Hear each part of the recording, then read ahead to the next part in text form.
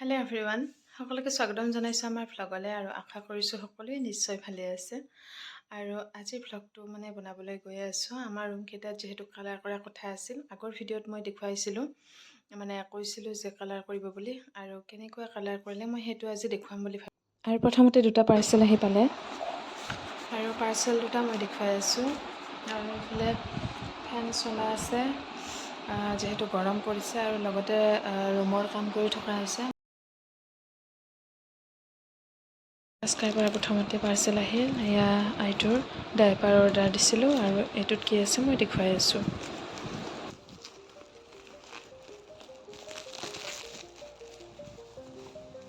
আৰু আইটোৰ এটা baby hair oil মই অৰ্ডাৰ কৰিছিলোঁ, আৰু এইটো মই এইবাৰ প্ৰথম লগাম, কাৰণ আগতে মই মামা আৰ্থৰ তেল লগাইছিলোঁ, আৰু কেনেকুৱা মই দেখুৱাই আছোঁ।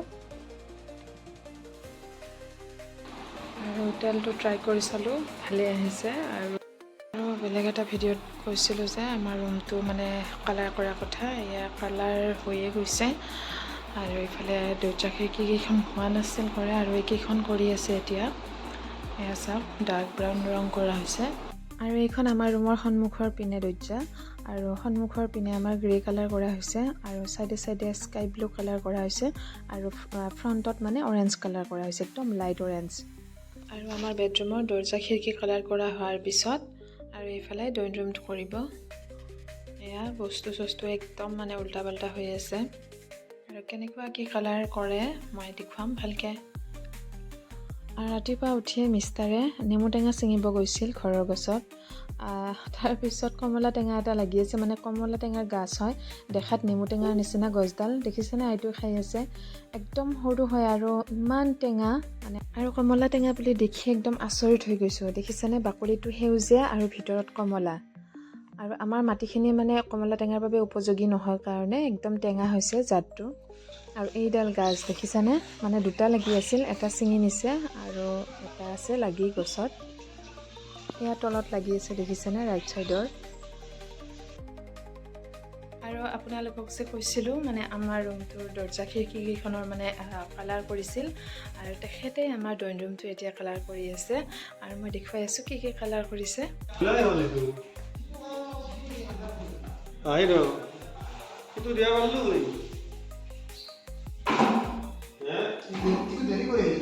আৰু ইয়াত কালাৰবোৰ থৈছে, আৰু ধুনীয়াকৈ দাদাজনে ইয়াত মিলাইছে কালাৰবিলাক, কোনটোৰ লগত মেটচ হয়, কোনটোৰ লগত কেনেকুৱা ভাল লাগিব।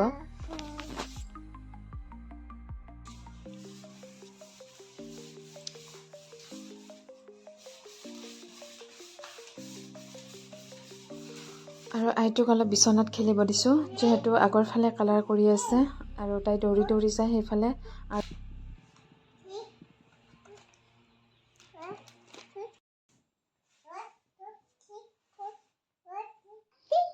আৰু এইফালে খেলি খেলি 1 2 3 4 কৈ আছে, এনিমেলছবোৰ গণি আছে কেইটা আছে। এয়া আমাৰ ৰুম কমপ্লিট, একদম গোটেই বেৰাকেইখন আজি একদম একে দিনতে কমপ্লিট কৰি দিলে। আৰু ওপৰত বাকী আছে, ওপৰত এটা ফেনৰ লগত এটা ফুলৰ ডিজাইন আছে, সেইটোত অলপ মাৰিব বাকী আছে। আৰু ৰাতিপুৱা ভালকৈ চাফা কৰিব লাগিব, কাৰণ টাইলছ চাইলছবোৰত একদম কালাৰ পৰি আছে সেইবোৰ। আৰু কালাৰকেইটা দেখিছেনে কেনেকুৱা লাগিছে? এয়া ওপৰত এয়া অলপমান গল্ডেন মাৰি গৈছে, আৰু এইখিনি মাৰিব।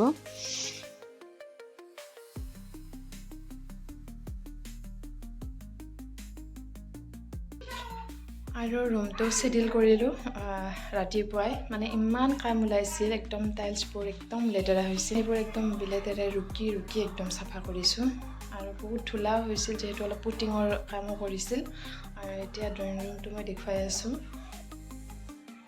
কি হ'ল, কালাৰবিলাক অলপ ডাৰ্ক হ'ল কাৰণে পৰ্দাবোৰো ডাৰ্ক হৈ আছিল, পৰ্দাবোৰ চেঞ্জ কৰিব লাগিব, লাইট কালাৰৰ পৰ্দা লগাব লাগিব। আৰু এইফালে খিৰিকী দৰ্জাবোৰত খিৰিকীত কালাৰটো লাইট দিব লাগিব, লাইট কালাৰ হোৱাইট দিলে ভাল লাগিব ৰুমটোত।